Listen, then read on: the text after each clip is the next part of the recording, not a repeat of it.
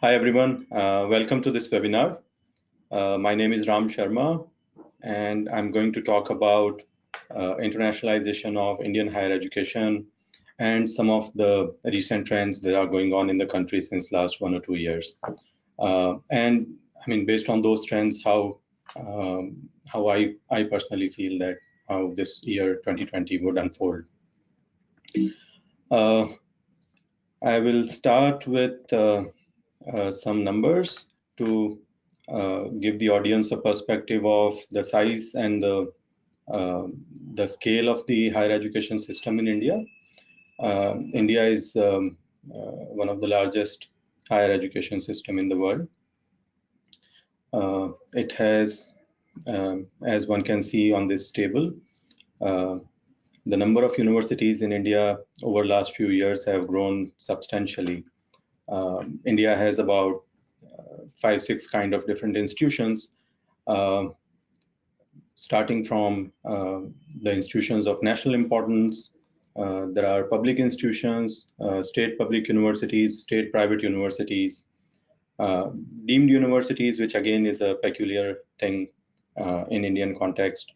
There is a regulatory body, University Grants Commission, which gives this status to the institutions, the standalone institutions which were doing well, and therefore they get more autonomy to design their curriculum, hire faculty, recruit students, and do interesting stuff. Institute of national importance are, in a way, if we look at the Indian higher education system as a tiered system like the US, then institution of national importance would probably be considered as the top research universities in the country, like Indian Institute of Technology, Indian Institute of Science are some of those examples. Central universities are the universities which are funded by the federal government directly, and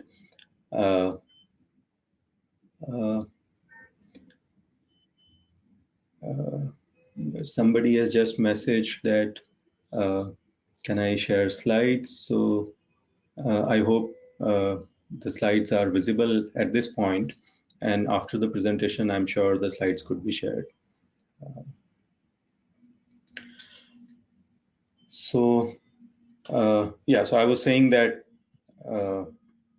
India has different kinds of institutions, and therefore it is, oh, let me see.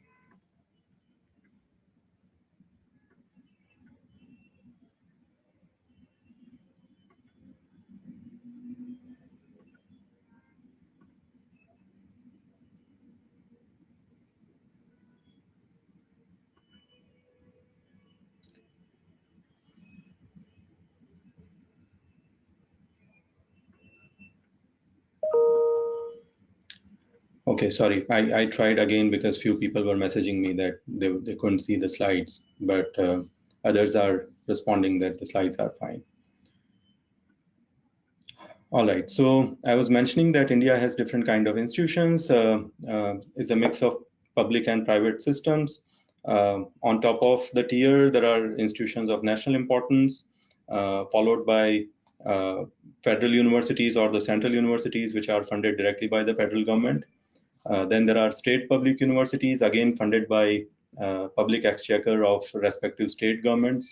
And there are state private universities, which are funded privately. And however, one fundamental thing is common amongst all the education, the higher education is not for profit in the country. And as one can see, the numbers of these institutions are growing exponentially or substantially over the last few years.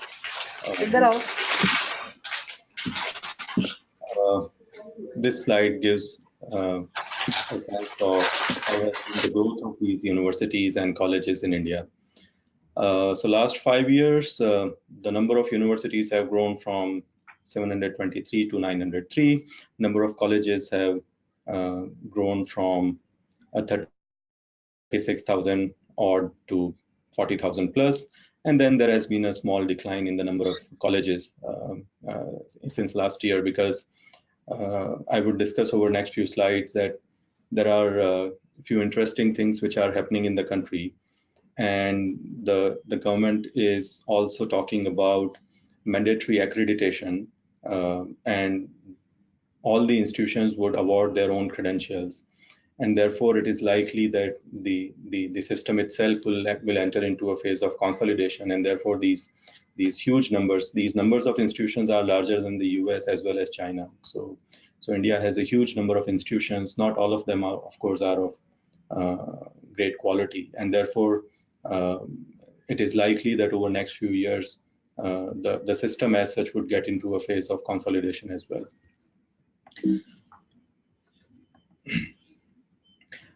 Again, to give a perspective, these are some of the numbers for enrollments. Enrollments are also growing in last few years. In last 5 years itself, the gross enrollment ratios have risen by about 25%.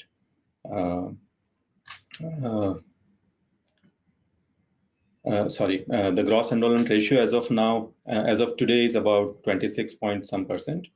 As per the Ministry of Higher Education conducts an annual survey from all the institutions, which is known as Annual Survey on Higher Education.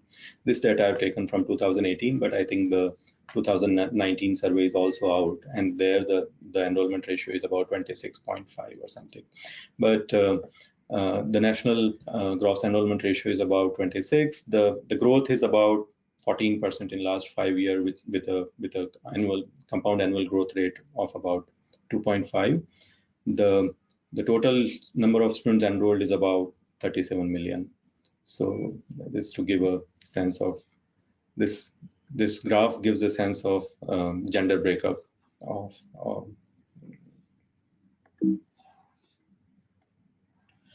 when it comes to internationalization. Traditionally, historically, the system has been fairly inward-looking. Also because capacity was a challenge. Investments have been low traditionally, both from public side as well as from industry side. The research funding has particularly been low. So the institutions also, in some sense, the public institutions were required to cater to the domestic demand, and therefore traditionally they were inward looking. And even till today, the number of international students or international faculty at most institutions in India is insignificant. So if I want to summarize this in, say, 5 or 6 points, some of the attributes of Indian higher education system when it comes to internationalization: high outbound, low inbound numbers, numbers of international, so mobility-wise, number of Indian students going abroad to study is very, very high in comparison to what India receives in return.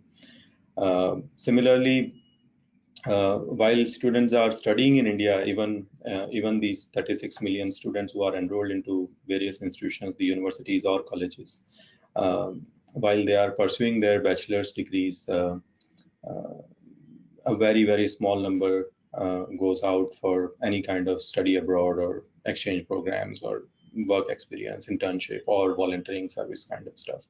The number is very, very small. And therefore, I would mention in next few slides that that's an area where personally I feel there is a huge opportunity. Proportion of international faculty staff also is very, very low. Proportion of research published with an international co-author is about 15%. The global average is about 20%. And when it comes to awarding a joint degree or dual degrees, or creating academic pathways, traditionally there were regulatory restrictions, which kind of I would say the system was more restrictive rather than enabling when it came to award of joint degrees and dual degrees. But things are changing pretty fast, and in last 1 year or 2 years there have been a lot of changes which I feel are welcome changes. Again, to give some sense on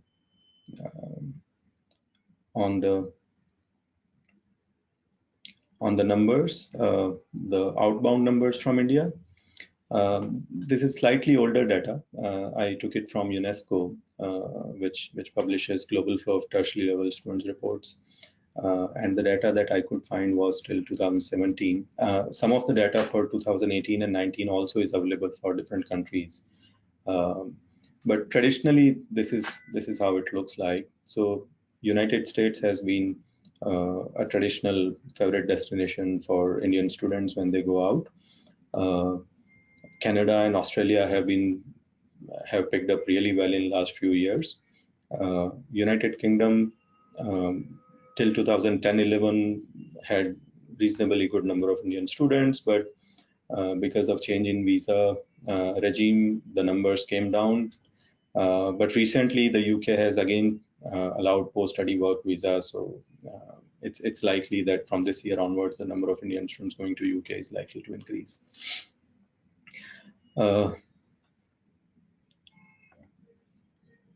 When it comes to inbound students, there have been special efforts by the government since last couple of years by a scheme which is known as Study in India.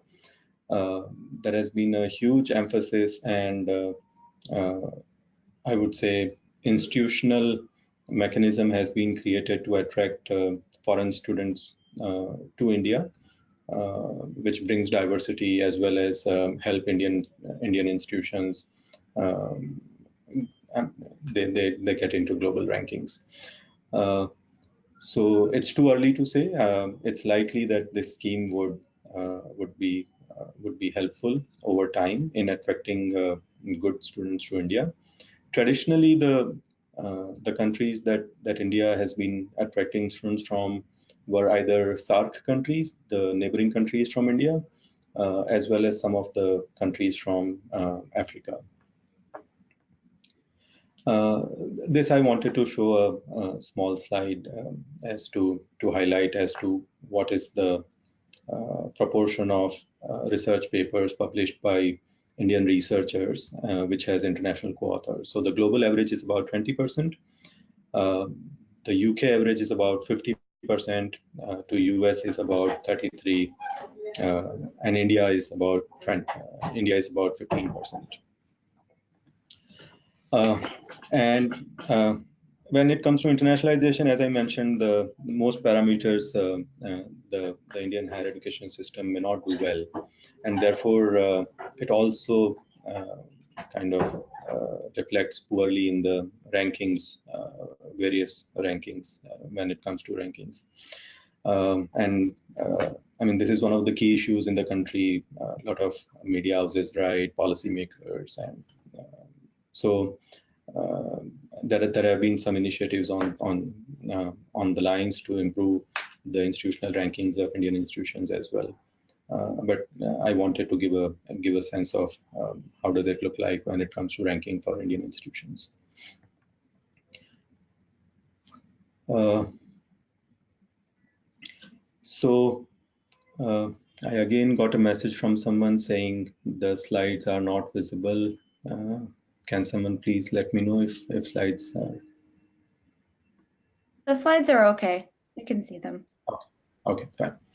So now I would talk about some of the initiatives which have been taken in last couple of years and which are likely to create a substantial impact, I would say, when it comes to internationalization. And if one look at all these schemes or initiatives, they can create a holistic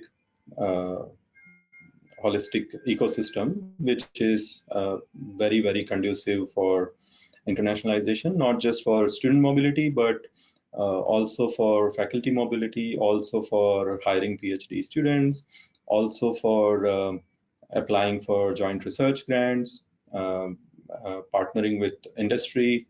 All kinds of initiatives are possible under various schemes.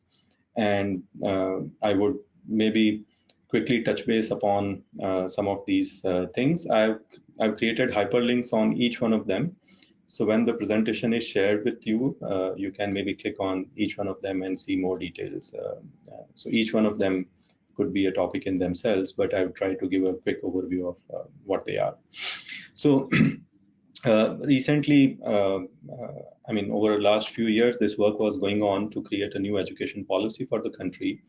The last one was announced in 1986, which created a system of, in some sense, 12 plus 3 plus 2. So which means that 12 years of schooling, 3 years of the first level university degree, and then 2 years of master's level degree. And then this also created some sense of anomaly, which when it comes to internationalization. To give you a sense, so 3 years of undergraduate degree from India, and if someone wants to go to a grad school in the US, then there was an issue. I mean, one was required to do one additional year of maybe a master's degree or some other credential, and then applies to a graduate school. Whereas a 2 years master's in India and somebody after completing a bachelor's degree or first level degree from India going to UK, for instance, to do a 1 year master's and then coming back, whether the 1 year master's degree was equivalent to 2 years master's in India again was an issue. I mean, these were some of the challenges. For instance, which Association of Indian Universities is the agency which does the credit equivalency in India, which basically says that a foreign credential, whether it is equal to Indian credential or not. So there were these kinds of issues because of a rigid 12 plus 3 plus 2 kind of thing, which was proposed by 1986 education policy. The new education policy talks of multiple exit points, and that's a very interesting thing, which could be 3 year, 4 year, 5 year, I mean, integrated masters, exit at various points, integrated masters, PhDs, and also the system has moved more towards the outcomes or attainments or earning of credits rather than the number of years. So I think I missed to list down a system which was introduced in 2015 or 16 by the name of choice-based credit system, and which basically has, in some sense, moved a year-based credential to a credit-based credential, and which means a 4 years worth of degree a student can earn the credits in 3 years or 2.5 years. I mean, the minimum still remains 3 years, but a 4 years worth of degree could still be completed in 3 years or 3.5 years. Or and therefore, instead of measuring the educational outcomes by means of years, it could be credits. And this new education policy also talks about allowing foreign institutions to get into partnerships, to research partnerships, hiring of foreign faculty, all kinds of interesting stuff it talks about.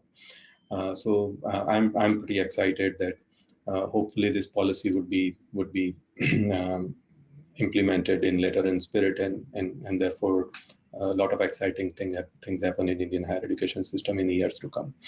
Also, to gamify the higher education system, the government launched many initiatives outside the higher education. Also, in the higher education system, they launched this national institutional ranking framework, which is kind of national rankings, and all the institutions are, I mean, they are urged to participate, and it has created some sense of competition amongst the institutions in India, and therefore they are trying to find out their gaps and where they are lagging, and they are actively trying to take care of where they think that the quality is of some concern.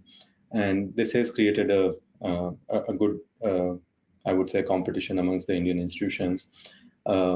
Also, some of the government funding and some of the initiatives where some qualitative parameters are required, government is considering either the accreditation scores or the national institutional ranks of those institutions. So, for instance, to participate in Study in India program of the government, which gets subsidy from government to institutions to do international outreach and so on and so forth.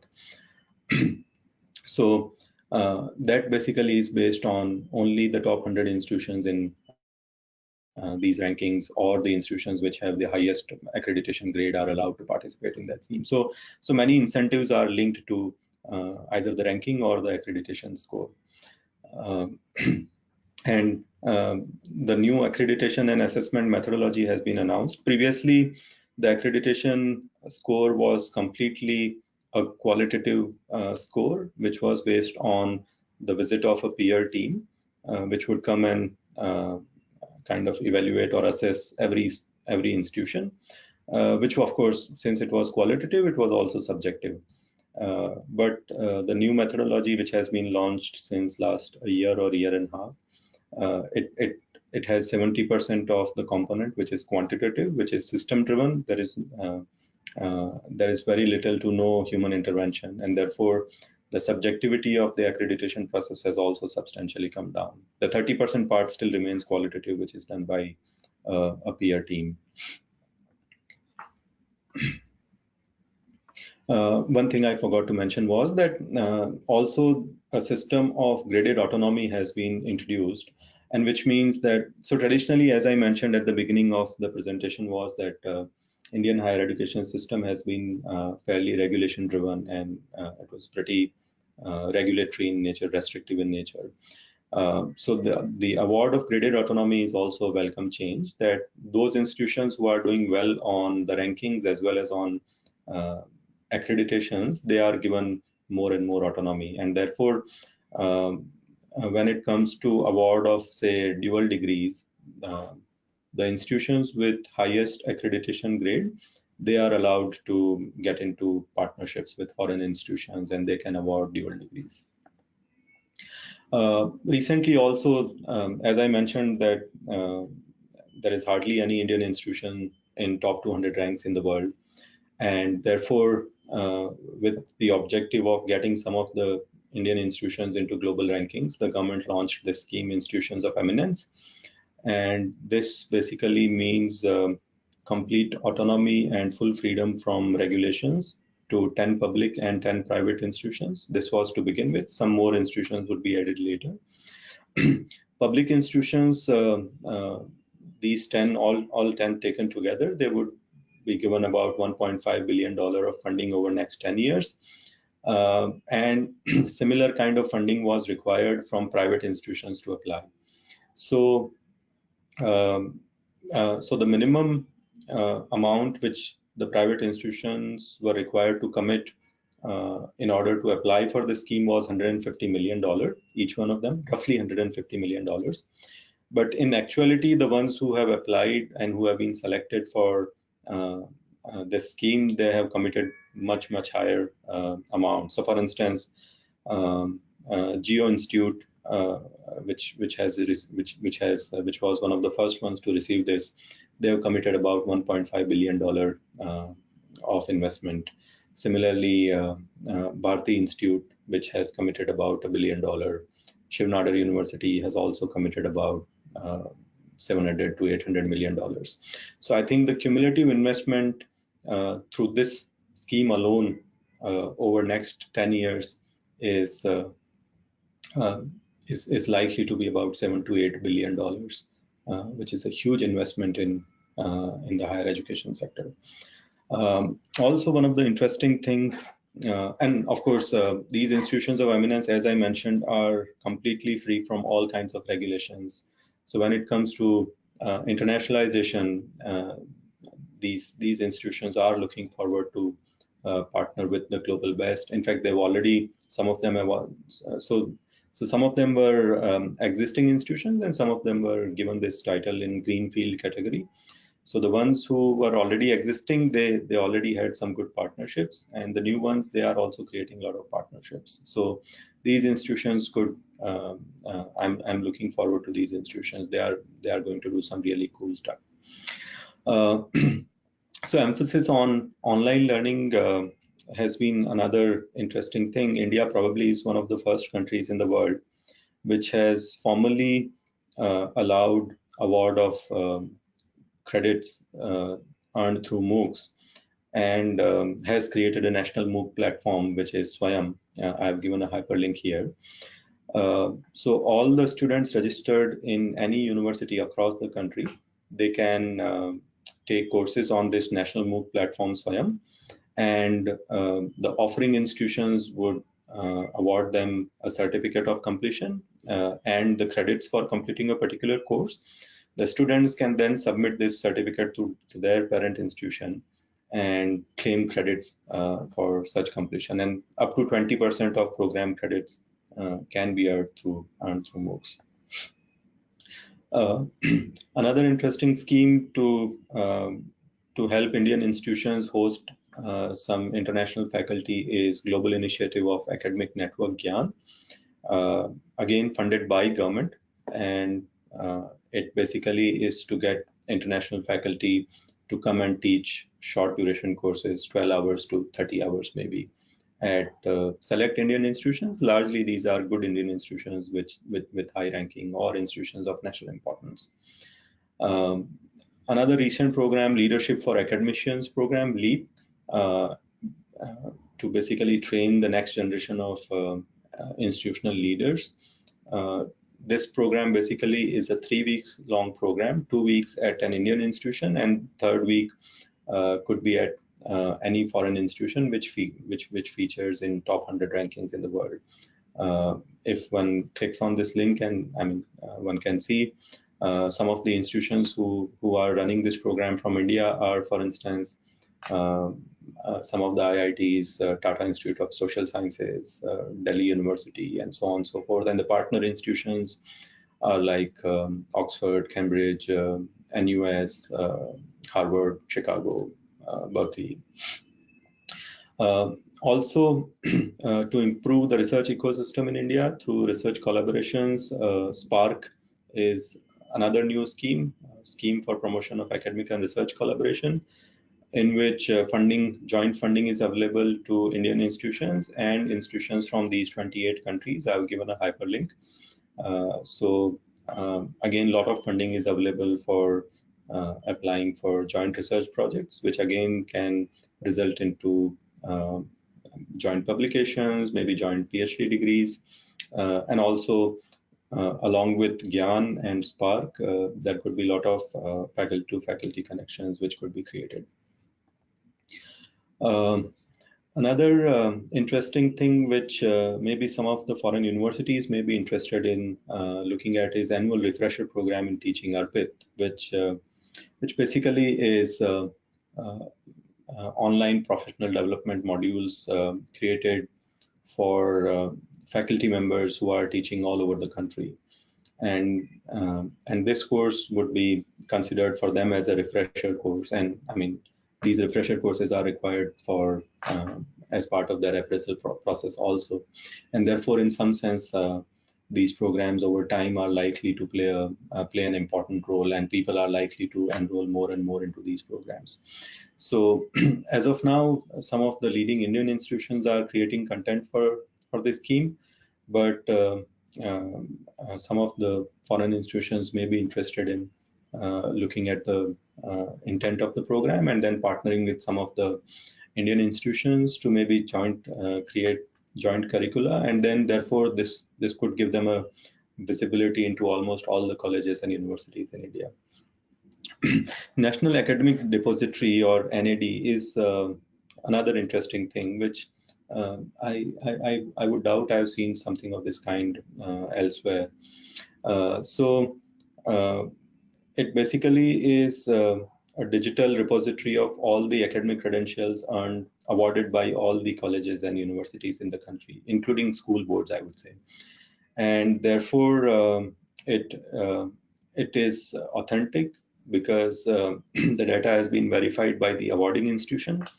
It is online, and therefore it can be encrypted and stored, and it can be accessed and retrieved and validated at a later point. So it is likely to eliminate the need for third-party credential verification or evaluation agencies, as well as this, along with the accreditation scores and the ranking scores of the institutions, is likely to give a fair sense to a a foreign institution, for instance, or even an institution in India, to be able to see that whether the institution which awarded the credential is a credible one, and the award certificate is an authentic one. So based on all these developments, I feel that there are some trends which all these schemes indicate that the system is moving forward when it comes to internationalization. And there has been a lot of outlooking approach out, I would say, in the system as well as in the policymakers, amongst the policymakers, and therefore they create very good opportunities of partnerships, of creating opportunities for student mobility, of creating opportunities for faculty circulations, as well as have joint research, have PhD program trainings, and all kinds of things. So as I listed down some of the data previously, so there's a huge opportunity for study abroad and international work experience, internships, service projects, volunteerings, etc., because the current numbers are virtually insignificant. And after the introduction of this choice-based credit systems, this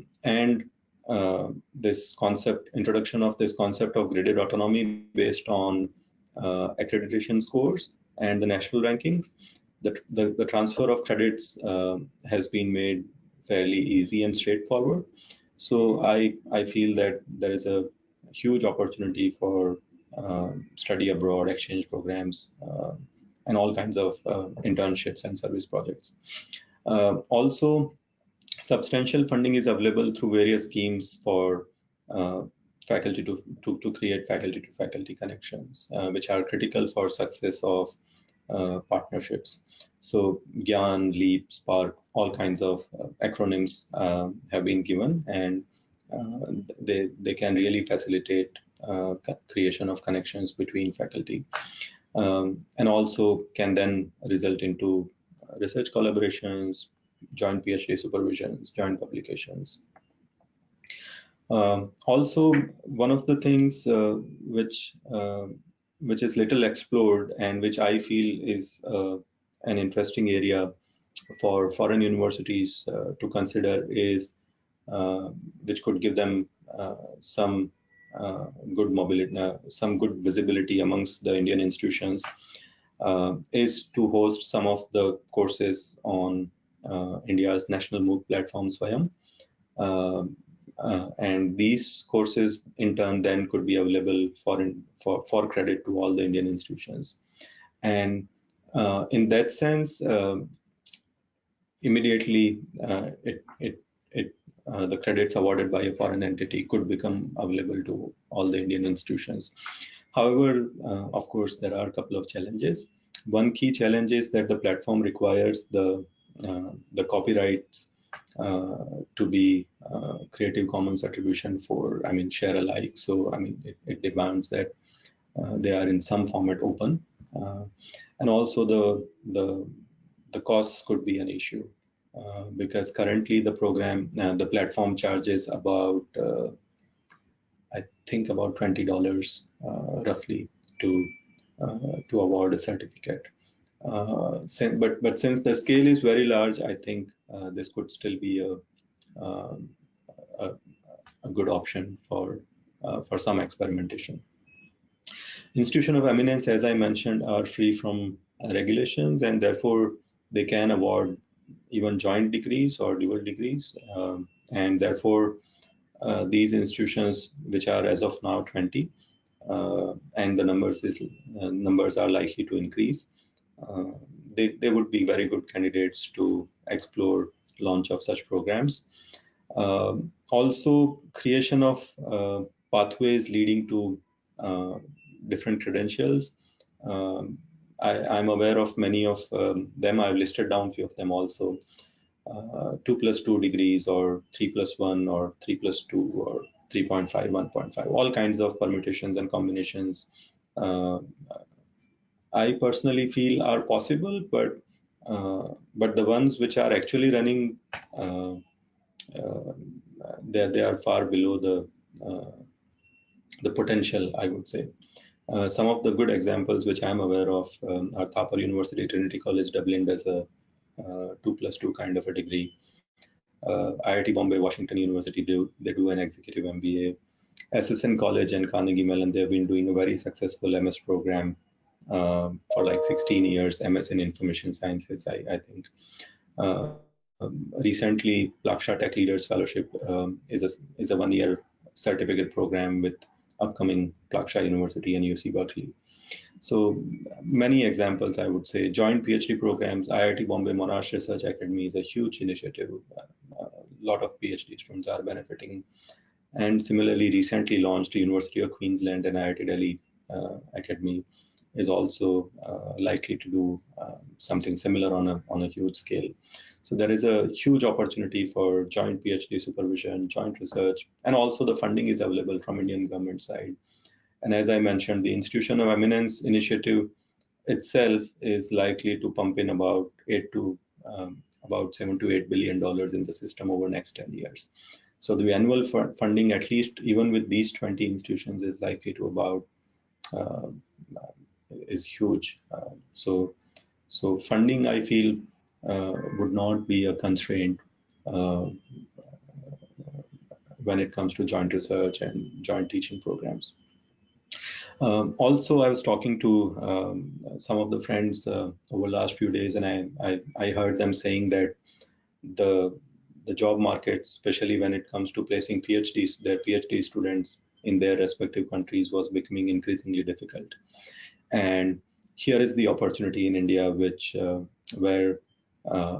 more and more Indian universities are looking forward to hire faculty from global talent pool, and if there is a mechanism by which the research offices in the foreign universities, if they could reach out to some of the good Indian institutions, I'm very sure that there are great opportunities to place their PhDs and postdocs with these universities, which can provide excellent opportunities.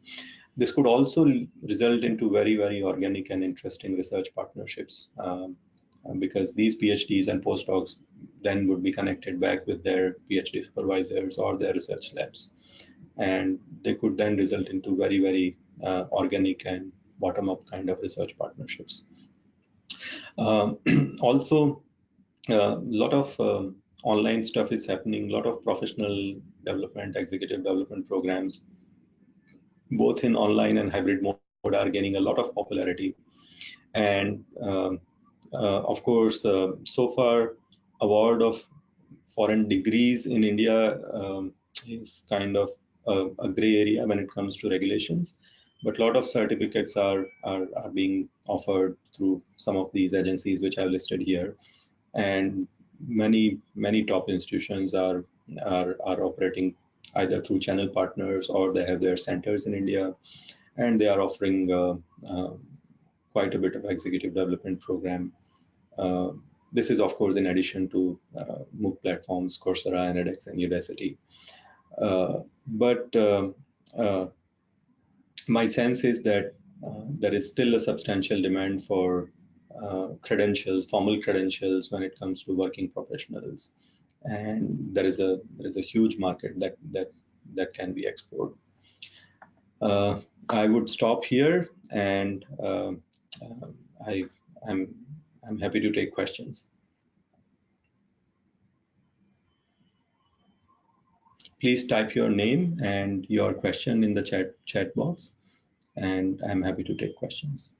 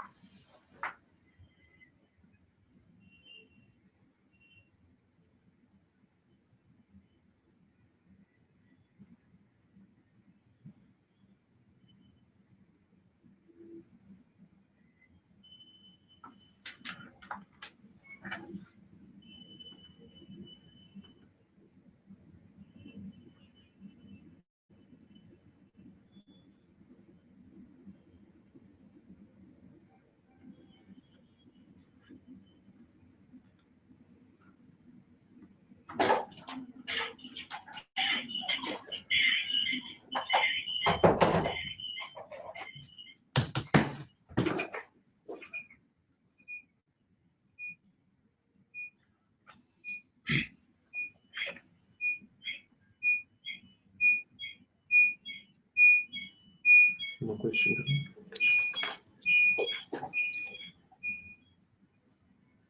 Yeah, so Aruna from USF has asked what is the status of RUSA scheme?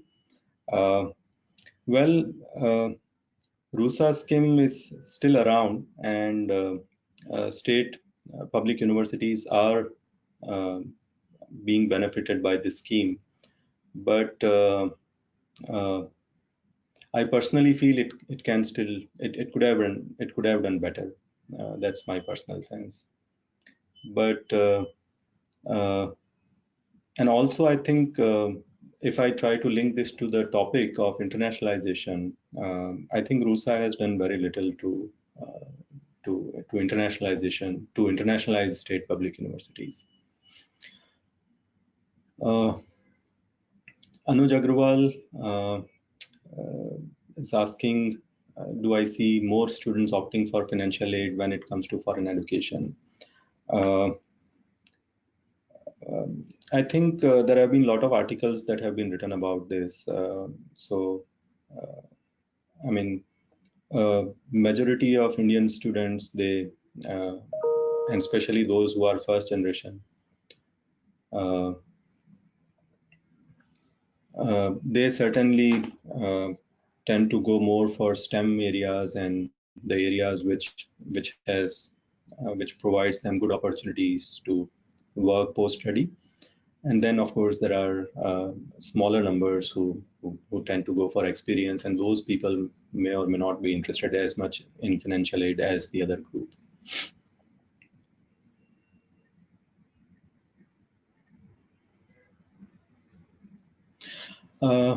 Patrick is from Michigan State, is asking,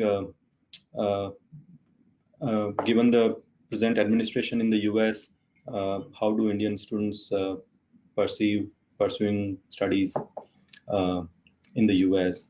I personally do not feel that there should be a substantial difference in the fact that how Indian students perceive US as a higher education destination. So I personally don't feel that the impact the present administration could have on the numbers. However, there is, of course, an increasing competition from other countries, such as Canada, or even recently UK has allowed post-study work visa, Australia. And therefore, in an increasingly competitive market, I think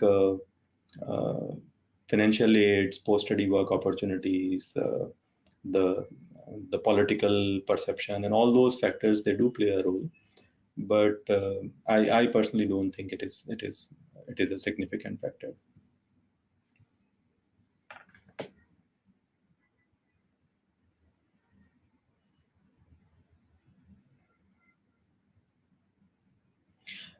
Swaraj is asking whether undergraduate versus graduate side, or short-term versus semester. I think cost does play an important part, and short-term, of course, is more feasible when it comes to numbers and scaling up. The shorter programs that I used to do at Shivnadar used to be reasonably priced, if I use this word, and therefore more and more students used to opt for them. Whereas when it comes to semester abroad, many institutions, they treat these students going for a term as international student and charge them international tuition, and that does create a barrier. If somehow we could look at exchanges, they I think would work better than study abroad, than a simple study abroad. I think that would be better.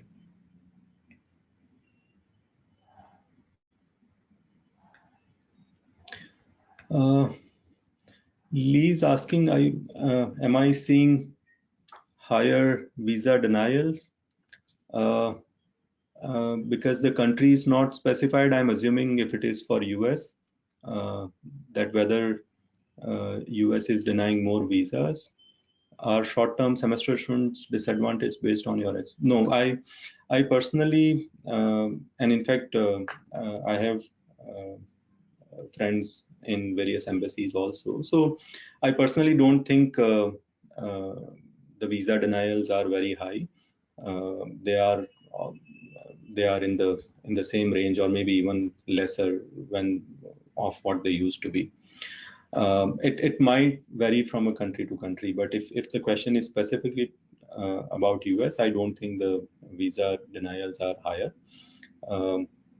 And short-term or semester students disadvantaged? No, I don't think short-term or semester students are in any way disadvantaged, because based on my experience of working with students and especially with undergraduate students, uh, uh, whenever they got an opportunity to go out of country, it was a life transforming experience for them, and they most of them they went back after they came back. So if they went for a short term or a semester kind of a program during their undergrad program, um, almost all of them went for graduate programs after completing their undergraduate. So I personally don't think they were in any way disadvantaged.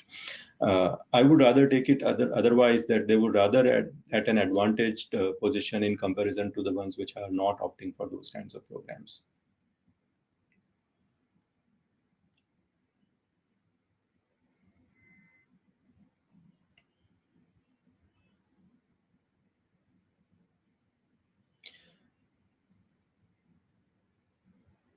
So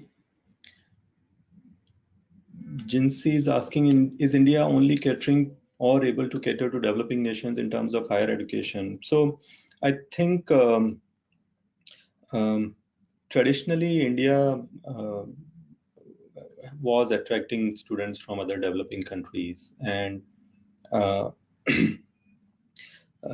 some of the institutions in India are uh, highly selective, the ones which are very, very popular, say for example IITs, and therefore they never reached out actively for recruitment, and uh, therefore I think uh, I mean, as I use this word, most of the Indian institutions were inward looking. So the numbers or the trends that we see are more organic, and rather India going out as a country or any institutional way attracting students. So the reasons for which the students come to India are very different than the reasons students go to uh, say Canada or US or to Australia, because uh, many of those students, they want to work post study, whereas India does not provide those kinds of opportunities. And therefore India could, in my experience, many of these or most of these students used the Indian undergraduate education as a stepping stone. So either they go back to their respective countries, or they use a low cost, high quality, or rather reasonably good quality education uh, to then go to their graduate school elsewhere.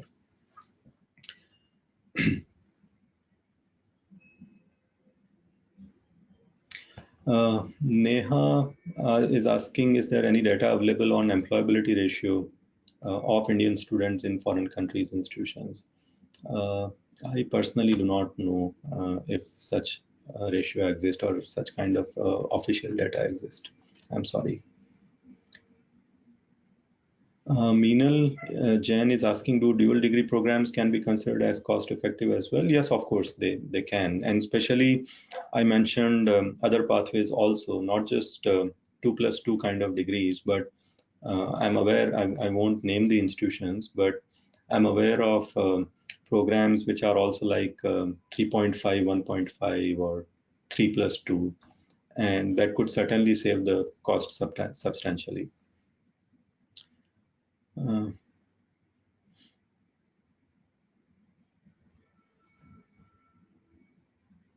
Yeah, so John Spinks asked that uh, how uh, how well Now the credit unit system for UG degrees in India is developed now, and this used to be one of the significant barriers in developing UG exchange program. So to respond to this question, uh, almost all the Indian universities now use credit system, and the definition of credit also is kind of universal. So I personally, and I ran many exchange programs at undergraduate level. So I think it is fairly seamless now. So we had standard templates for credit mapping to US institutions, to all the Europeans. They follow Bologna process kind of credit protocol. So that's also fairly straightforward. And so also Australia or Singapore or UK. So I think it was fairly easy. And to answer your question, almost all the universities are following now a standard system. Shweta Singh, how's the policy for undergraduate 4 years in India will impact education opportunities abroad? Also, what are your thoughts on 4 years versus 3 years? So I was involved very closely with this issue of 4 years versus 3 years as Associate Dean for Undergraduate Studies at Shivnadar University, where we had, I think we were the first one in India to launch a 4-year undergraduate program, a BA or BSc 4-year undergraduate program, I would use this word. And then Delhi University followed, and then there were issues around 4 versus 3. I think this question of 4 versus 3 is irrelevant after the choice-based credit system was introduced, I think in 2015 or 16 by the UGC. And the new education policy also talks more on the attainment of credits rather than the number of years. So I think it's more on the credits and how many credits a particular student is earning rather than 3 versus 4 years. And I would leave it there. I think I personally feel that 4 years give more time to students to absorb, assimilate, and reflect, and also kind of have a depth as well as breadth. So my personal preference is for 4 years. But I've seen students who were very good and who completed 4 years worth of credit in 3 years also. So I think this notion of years, I would kind of I would say that it's irrelevant.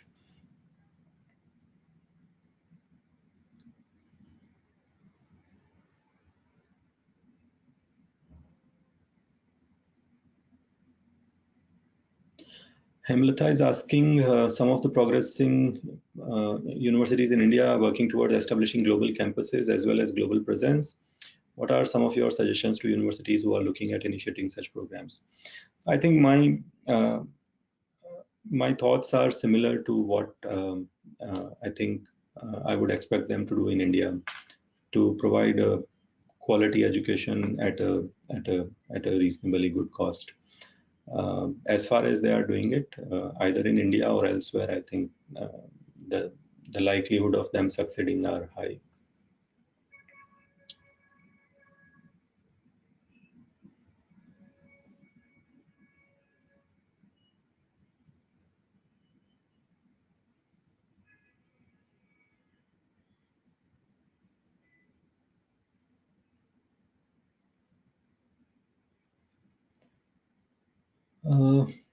There is one question which is posed from international office. I do not know which institution. Somebody has logged in from official account, it seems. But the question is that National Academic Depository is a useful resource. I wonder if there exists an equivalent trustworthy resource for comparison of Indian qualifications to international qualifications. Well, yeah, I mean, I don't think I'm aware of such a system which exists at international level.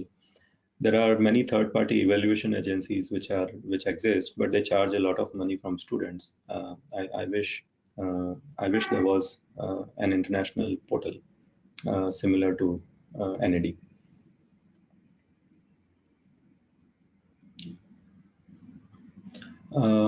Interpretation of UG PG degrees in India, and so the second part of the question is interpretation of UG PG degrees in India and understanding of institutional reputation, etc., can often present a barrier to potentially good quality candidates. Agreed.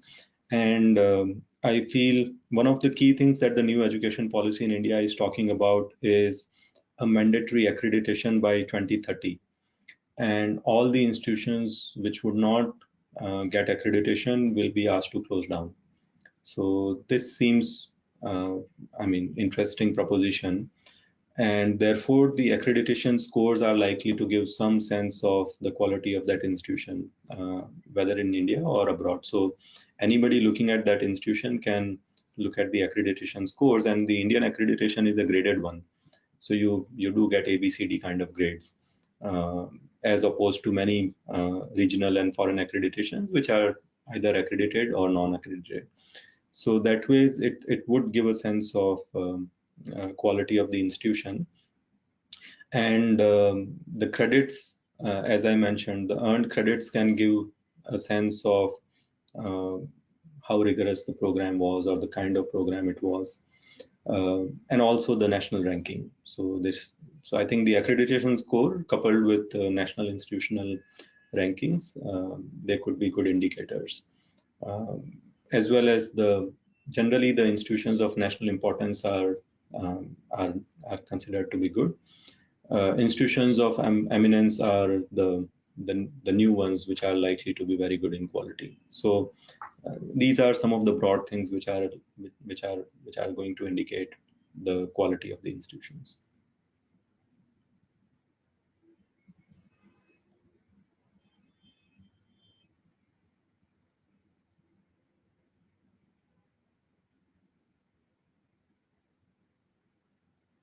Well, I think I've replied, or I've responded to all the questions. Maybe last couple of questions.